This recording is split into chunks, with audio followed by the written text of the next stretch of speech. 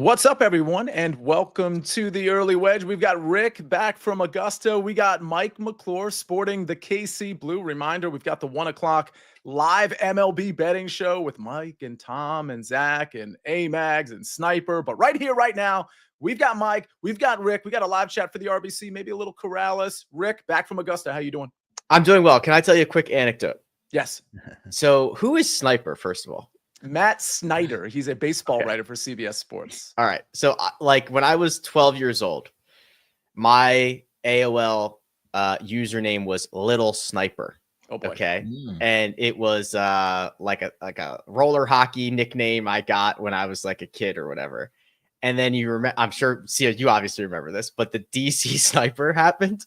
Oh, and that got, and then people were like, "Oh, you think you want to be like a little sniper for a little?" And I was like, "Okay, I've got to change this now." So that is always like, that always sticks in the back of my head when I hear that word. Yeah, I get it. This reminds me, like same subject matter, but sort of different connotation.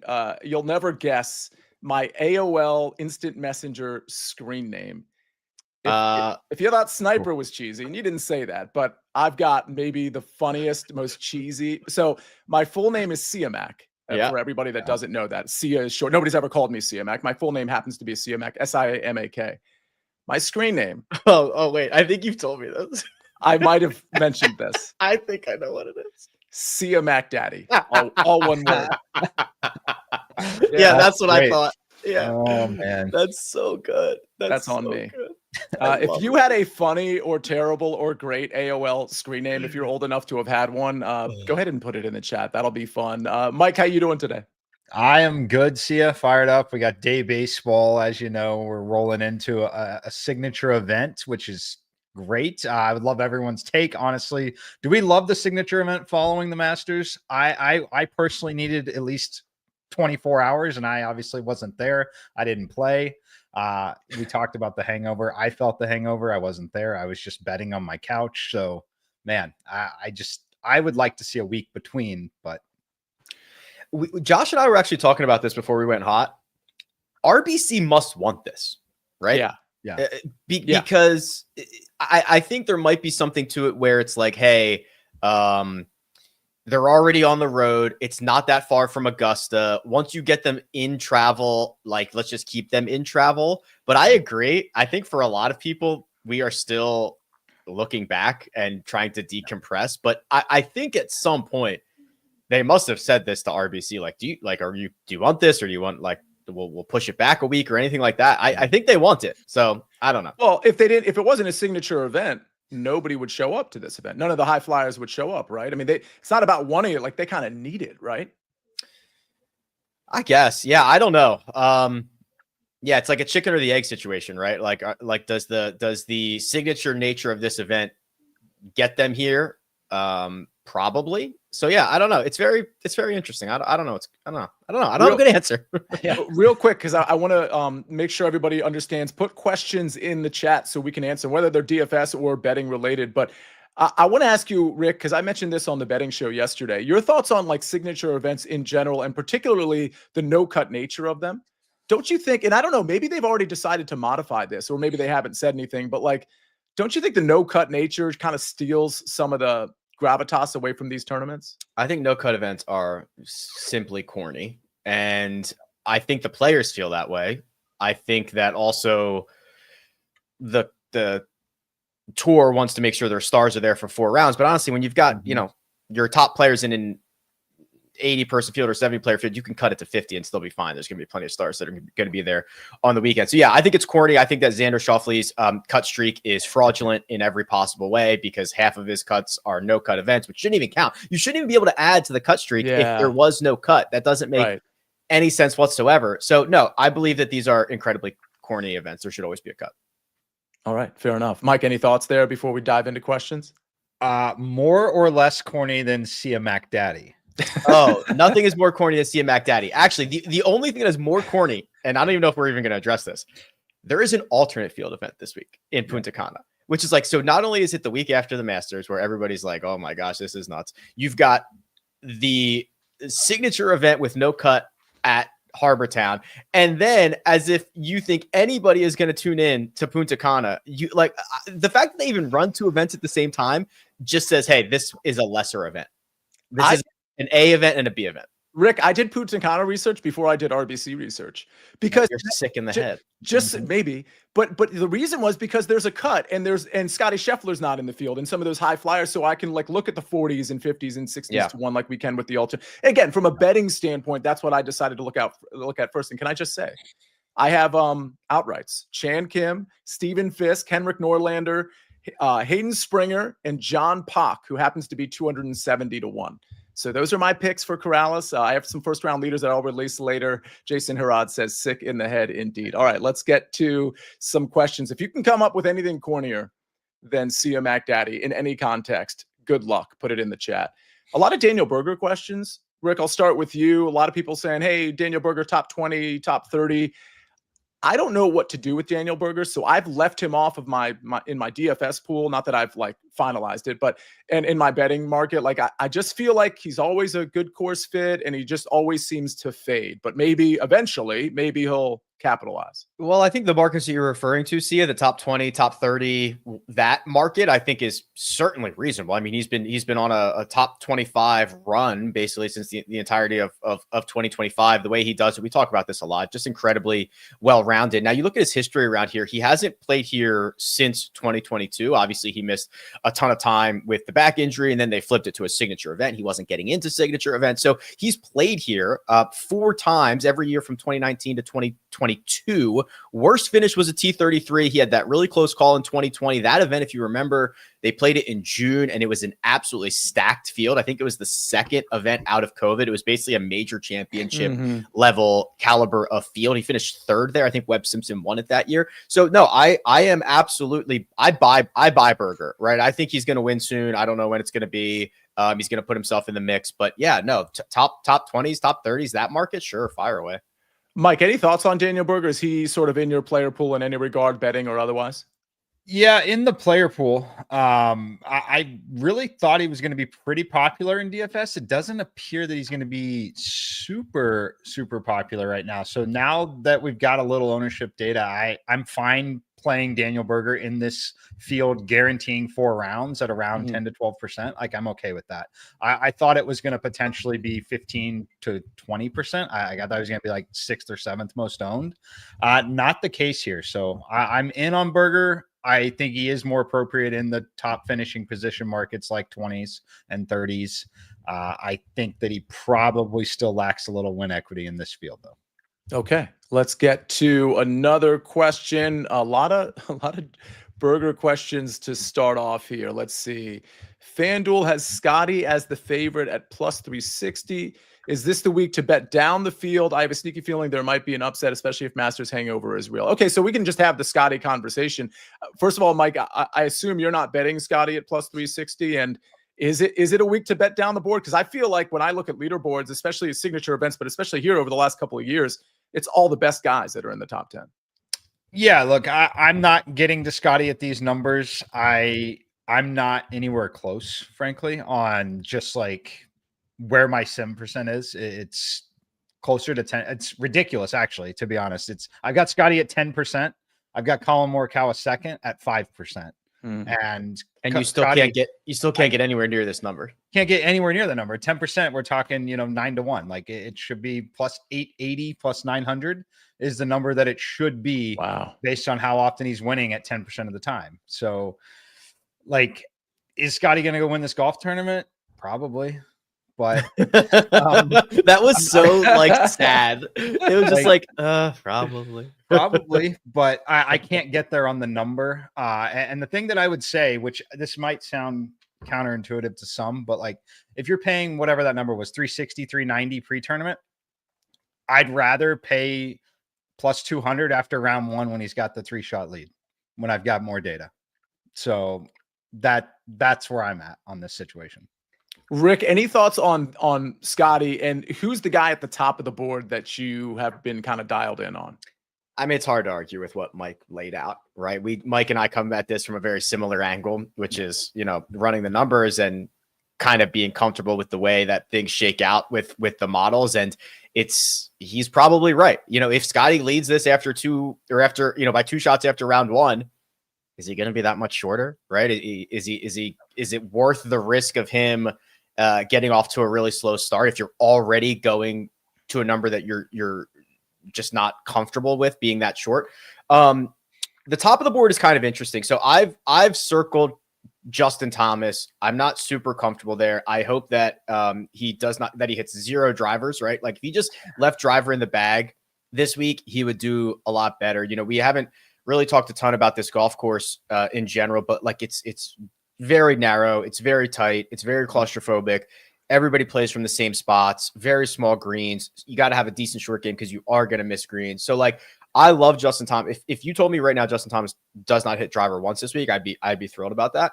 So I think that he's probably the most interesting there. And then I'm actually interested to hear what you guys think about Patrick Cantlay, who I've been pretty heavily invested in the last 2 weeks. One is an outright, one is a top 20. Neither of those panned out. He still has great ball striking numbers, and this is like the best place in the world for him. So I don't know if I can muster the courage to get back to Patrick Cantlay, and I'd love to hear what you guys think about it. Well, let me jump in before you do, Mike. First of all, I love Justin Thomas. I only have a couple of outrights outside of the long shots that I put in, and it was Bud Cauley in the without market, without the big 4. And the only other outright in that sort of like more reasonable range was Justin Thomas at 20-1. And I think he does keep driver in the bag. And we see that, Rick. I haven't gone back to check if that's actually true, but the off the tee metrics at RBC over the last 4 years, I mean, they're great. Like, I think he's just keeping it in the fairway. He's dialing in on approach. His metrics across the board have been great here. So as much as we look at Cantlay and his finishing positions, I think Justin Thomas, in terms of his recent trajectory and his metrics at RBC or at Harbortown,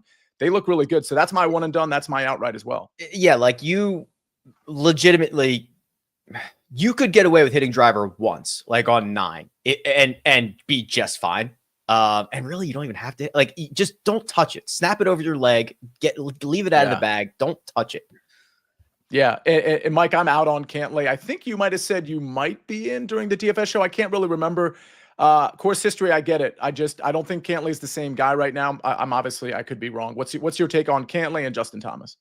Yeah, I like both. I have outrights on both. I'll give you outright card quickly and then answer it. I'm going to be on JT, Cantlay, Sung Jae, and what was my 4th one that I played? Aaron Rai. You dirty little Sung Jae. That's yes. I love that. Yeah. Sung Jae is I like Sung Jae. He's super streaky. We'll get to him in a minute. But as far as Cantlay, I am in on Cantlay.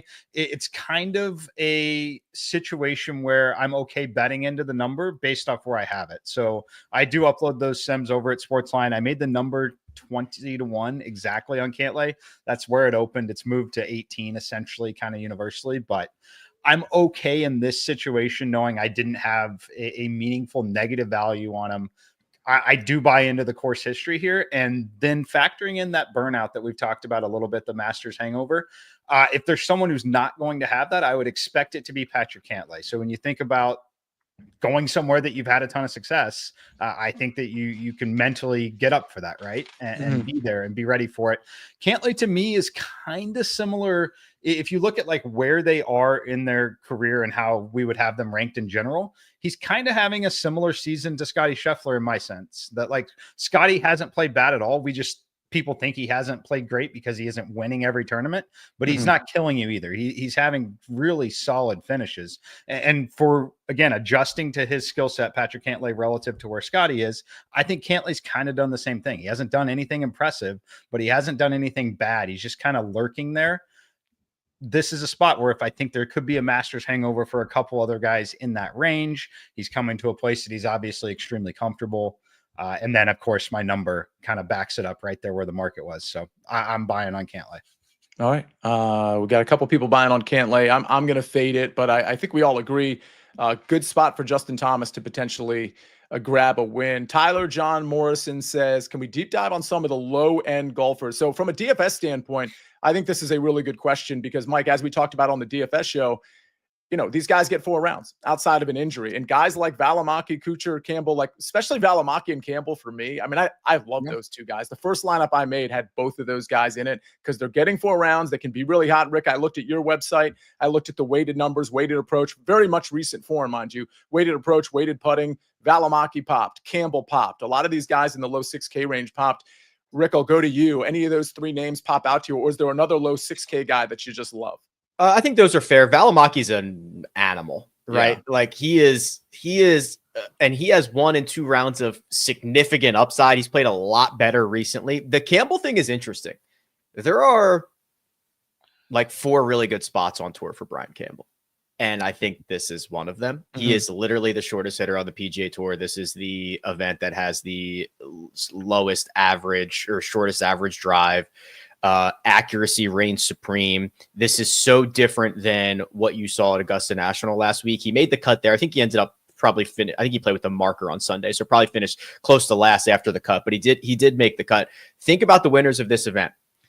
Yeah, you've got Spieth and you've got Scheffler, but you've got like Webb Simpson, Satoshi Kodaira, Wesley Bryan, Brian Gay. Kuchar's won this event. Furyk's won this event a couple of times, right? Like, what's the through line is you do not have to be a power guy. And Brian Campbell is not a power guy. So yeah, I think this is like maybe the best spot in the world for him. Mike, any thoughts?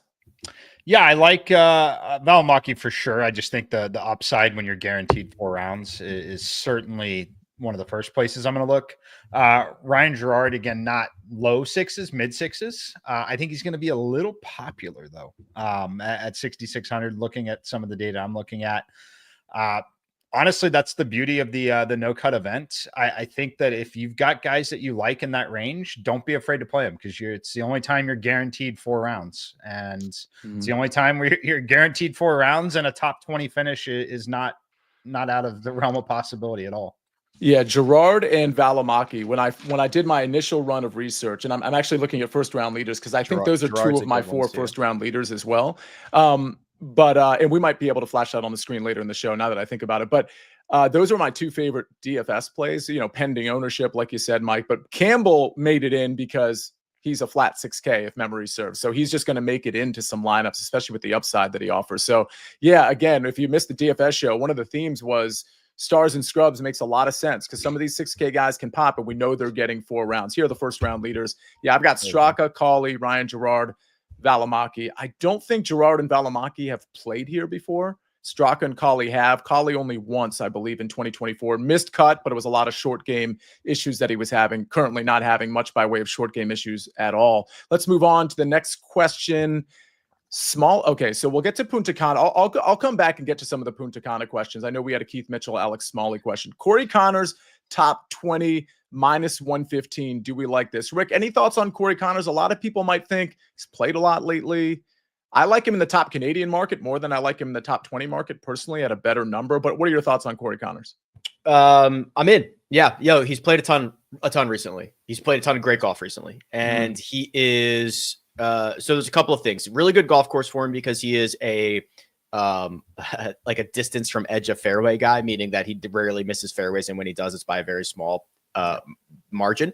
The other thing that aligns perfectly with the stat profile that Josh is showing on the screen right now is when he started putting well right there around Genesis. That is when he put in that it's like a ping prototype. It's very close to a face balance putter. It is similar to those lab putters, but not entire. They didn't go full on lab. And since then he has just rolled it beautifully. So that is an actual improvement aspect of his game, which is always the weakest part of his game. So yeah, I roll on until proven otherwise. Yeah. Mike, your thoughts?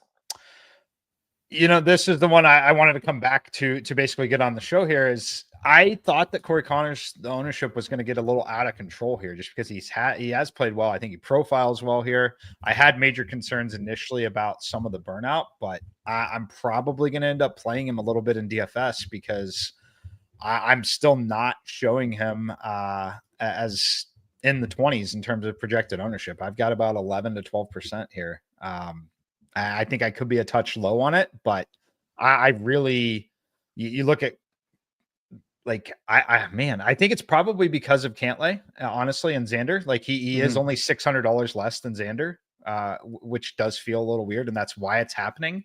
But I thought he would get owned. I don't think he's going to be owned enough, so I'm probably going to be in on some Corey Connors now. Well, Rick, is it possible that people, because we discussed this on Monday as well, is it possible people are just being like, Corey Connors is the first guy in the 9K range. I'm just going to skip down to Spieth, who has this great history. He has really bad history too. It's checkered, like it's great history. And then, some tournaments he's pretty bad here. But with that said, like, is that what you think is happening with guys like Corey Connors, maybe Russell Henley, Shane Lowry? Are they just skipping down to Spieth or Straka?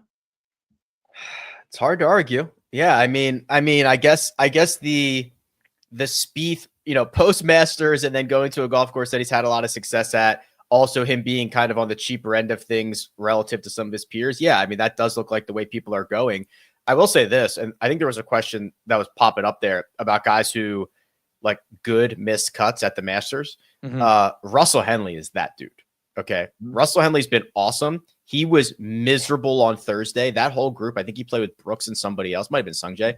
They looked like they were just like as miserable as you could ever be at Augusta National. He came back and he gained like 4 strokes on approach on Friday. He gained like five. He shot the 7th best round of the week last week and did not make the cut.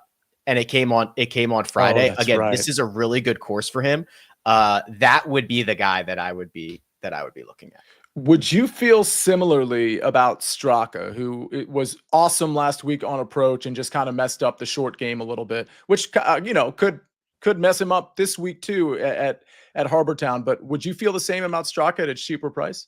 Not as strongly. I do worry. Like he's been really great in 2025, but he's definitely cooling a touch. He's definitely not as sharp in some of the areas that he was earlier this year. Now that was a very high bar for him to continue to play like that. If he was going to continue to play like that all year, he'd be a top 10 player in the world. So I understand there was regression coming, but I do not feel as strongly about Sepp Straka as I do like Russell Henley. Mike, with Straka and Henley, I think there's good arguments for both. When you're making your lineups, have you found more Straka gets in because he's a cheaper price and I think similar ownership? I could be wrong about that. He could be more than Henley. But what's making their way into your lineups more? I'm getting more Henley than Straka right now. Kind of for reasons that Rick mentioned a little bit here. Now, looking at ownership, yeah, it's still slightly overweight on Straka, but not much. I've got him about 12%, and the ownership's coming in 8 to 10. Now I'm pretty big over on Henley. I'm getting 20% in lineups where I think the field's around 12 to 13. Okay, and I know Rick, your ownership looks like Mike's projected number in that 12 range because you have it even above 12 a little bit, which makes sense because he's 8,800, and Sepp Straka still carries that name value. Seems like a good course fit.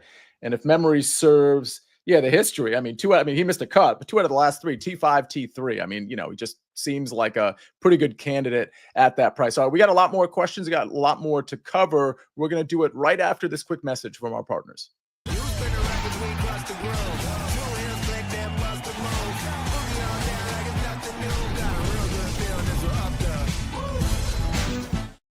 All right, we've got Darian Mercurio asking finishing positions: Ludwig T10, Spieth T20, Cantlay T20. I don't really have an opinion on any of these. Mike, I'm going to start with you here. Any of these 3 that you like in the finishing position market? He doesn't have the price. I mean, next time put right. the price just so we know. Yeah. The pricing definitely matters. I mean, if you're talking just straight finishing position, not including ties, the Cantlay number's probably minus 140.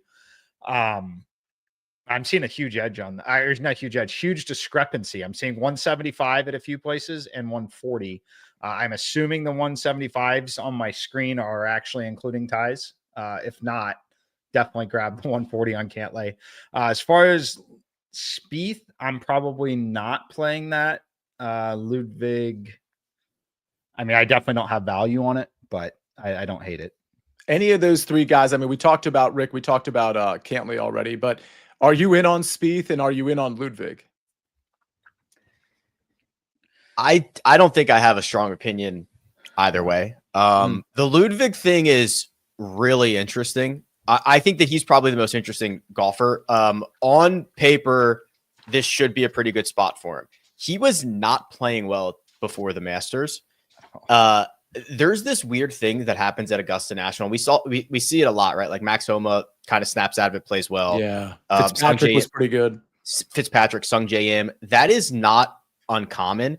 The way that Augusta National is, if you're struggling, there's so much other stuff to focus on. The way the ball sits above your feet, there's just so little time to think about things that stink in your game that guys are able to do this. So I don't know, like, it is entirely possible that Ludwig struggles come back this week, right? Like, I think that is entirely possible. It is a very different golf course. Yes, I understand this is probably a pretty decent setup for him because every setup in the world is pretty decent for him. But I am more cautiously optimistic about Ludwig. And then what I think is going to happen, like if he goes out and finishes, inside the top 10 again this week, I think I'll feel much better about the future of Ludwig. But I am only like cautiously optimistic about where he's headed into this week.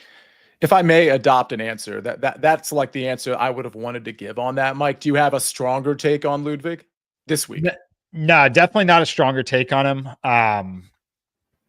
Yeah, I think that he's priced, kind of about right. I definitely have. I'm trying to pull up the actual top 10 number on it, but yeah, I'm actually pretty negative. The top 10 number is kind of crazy, honestly, at plus 120. That I think that's. I have no interest in backing him at those price points. Fair enough. Let's move on to Jason Day. Marvel Raider wants to know, or maybe he's just telling us he likes Jason Day at plus 3,500. I didn't make my card.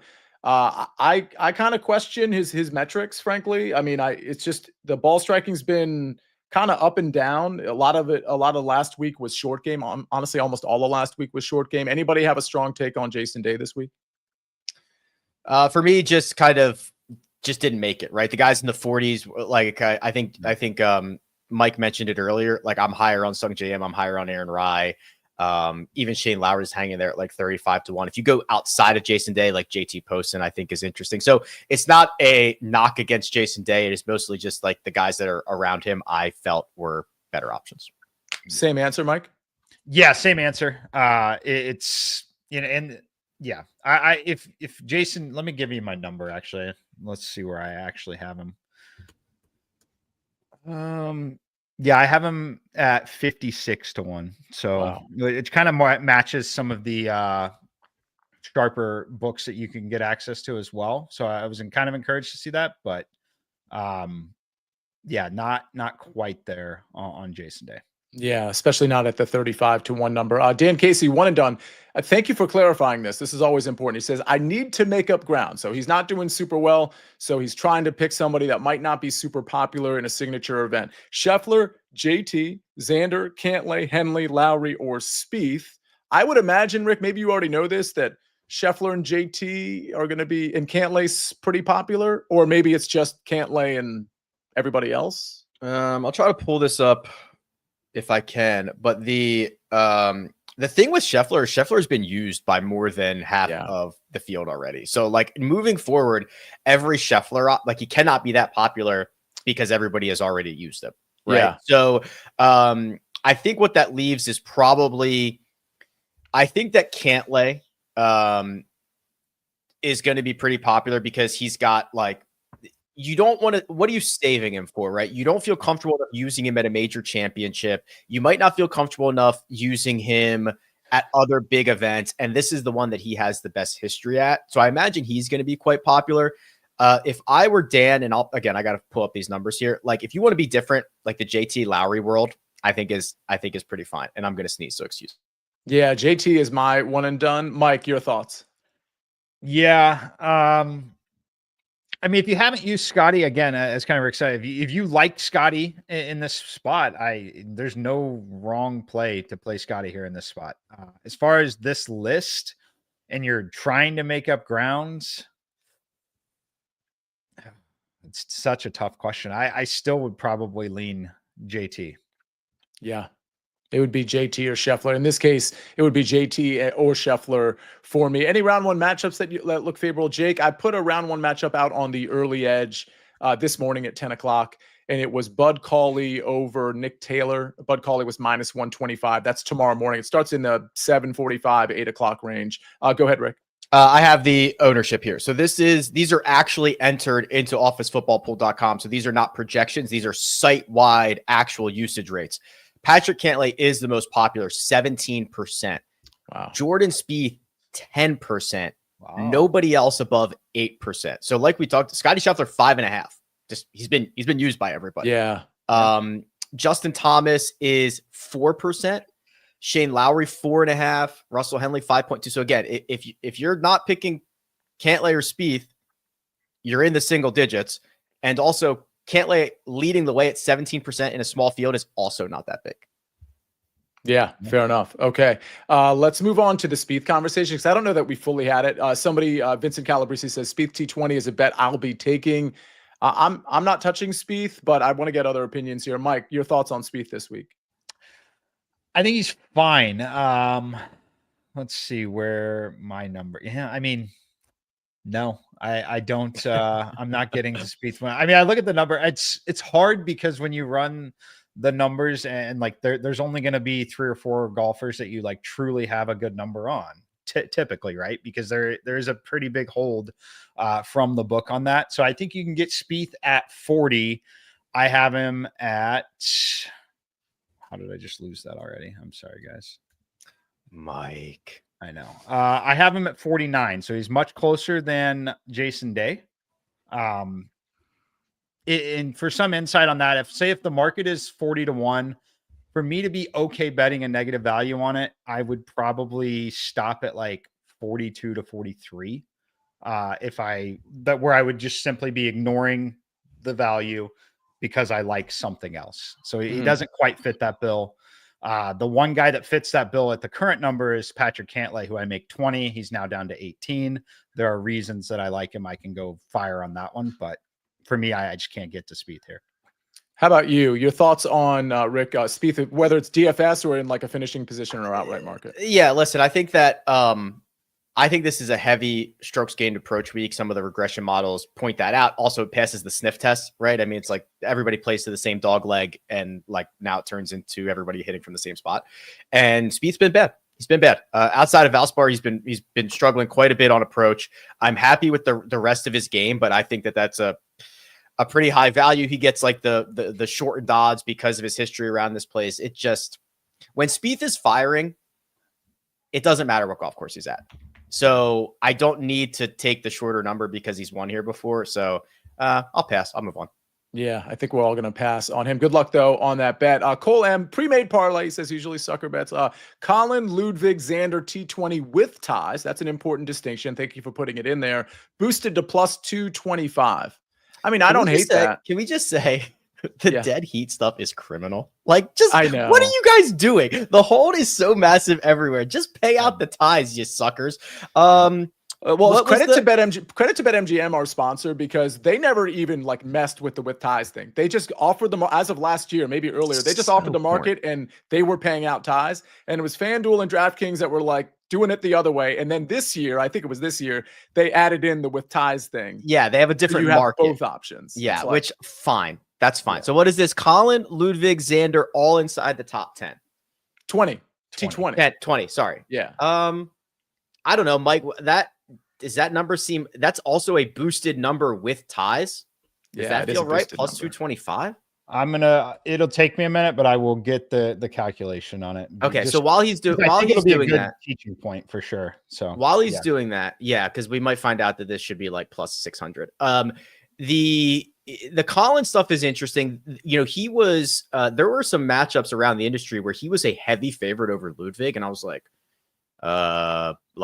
Ludwig should be probably a favorite to everybody not named Scotty Scheffler and Rory McIlroy in the world, right? So I was like kind of confused by that. So there's been some weird market stuff on Colin this week. He also put a new putter in the bag, or at least that is what we are trending towards. I mean, it's Wednesday. I assume he's going to play it on Thursday, but he's been using it in practice rounds. So you can argue that's good, bad, or indifferent. I think it's interesting. Yeah, these are all good guys. I don't know if I vamped long enough for Mike or not. Yeah, I had a delay, but I'm getting it right here. So it's Colin, Ludwig, and Xander. Okay. T20 with ties. Yep. Colin, Ludwig, and Xander. So we got Colin. I mean, whew. I know, right?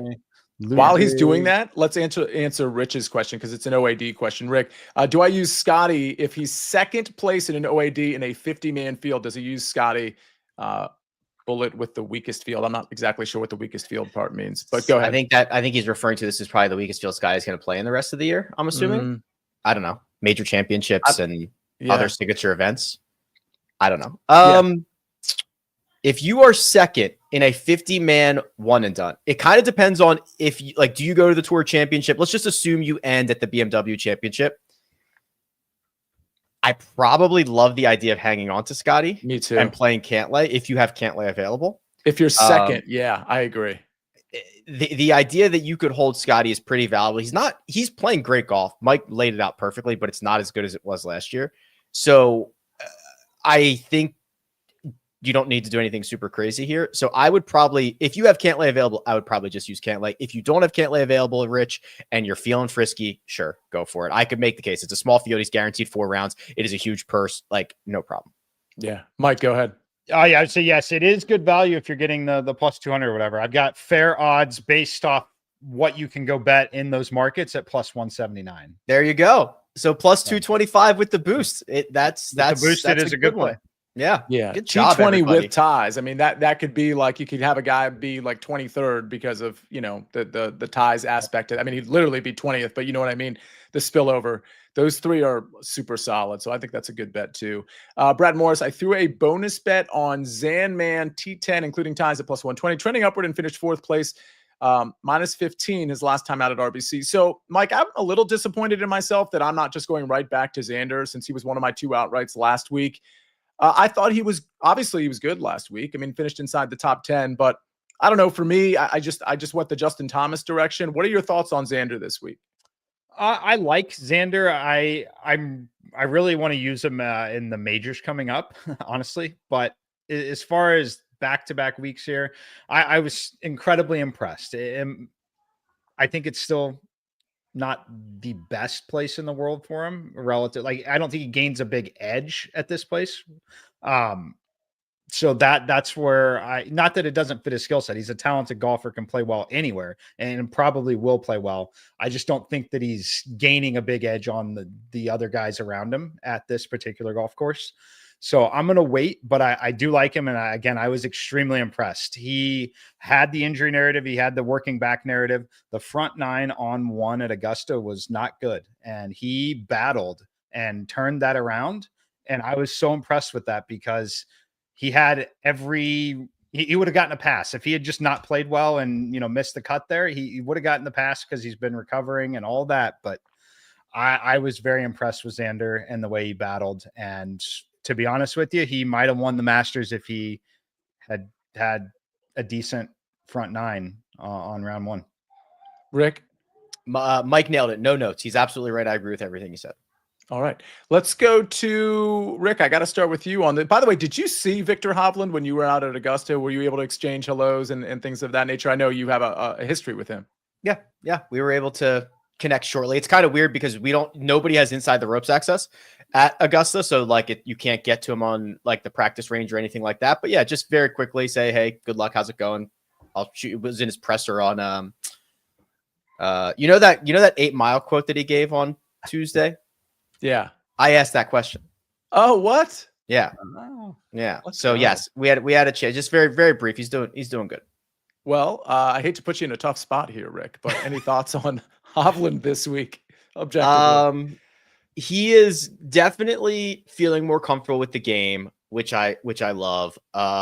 This is, I think it's an okay spot for him. You do miss a lot he is so aggressive on the second shot that he misses more greens than he probably should. And then he puts undue pressure on his short game, which is obviously not particularly strong. We've talked about that quite a bit. These are not particularly difficult around the green areas, but I think that he is a fair to slightly below fair play. I think I would still like to see improvements around the green. I think that I would still like to see a golf course where Like I don't think he's going to be able to separate himself off the tee as much this week as he will at like Quail Hollow or somewhere like that. So I think it's a fine spot for him. I like the way his game is going. I don't think it's like the greatest spot in the world for him.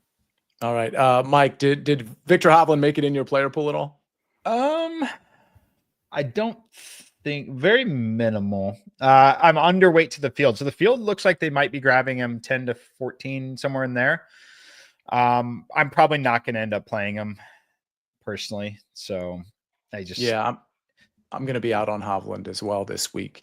So there's some Punta Cana questions. Did you? I mean, I actually did some Punta Cana research, not as much as RBC, admittedly. Rick, you didn't look at Corrals. I am so far behind this week with traveling. I have not even sniffed one Punta Cana item. I've got homework to do later today. I did see. Who did I see is in that field? And I was like, wait a minute, he's in that field. Maybe it was Alex Smalley. And I was like, oh, this is like absolutely an Alex Smalley event that he wins. But admittedly, I am like very behind on Punta Cana research. So Smalley recent form, not so great. Weeks prior to that, he was really good. And, we were all talking about him in the outright market. His history here at Punta Cana, T6, T2, T22, T14. There's a reason he's at the top of the board with guys like Keith Mitchell, who doesn't have a ton of experience here, but obviously coming in good form. We've got Scott Wise says Harry Hall outright. I went down the board, at least a little down the board. Mike, did you run anything for Corrales? I just let it run. No manual review of any kind. I just didn't have the time and capacity to get to that tournament too much this week. So nothing I'm betting. Okay, fair enough. I was going to ask when you just let it run, was there anybody that just kind of jumped out to you as a value? Let's see. I can pull up odds real quick. I can tell you I have Ben Griffin, Harry Hall, Alex Smalley, Keith Mitchell, 1, 2, 3, and 4. Mm-hmm. I've got Ryan Fox at 7th in there. Ryan Fox is always someone I'm moderately interested in. Yeah. But yeah, I don't have pricing in front of me, so I can't tell you if any of those are good values, poor values.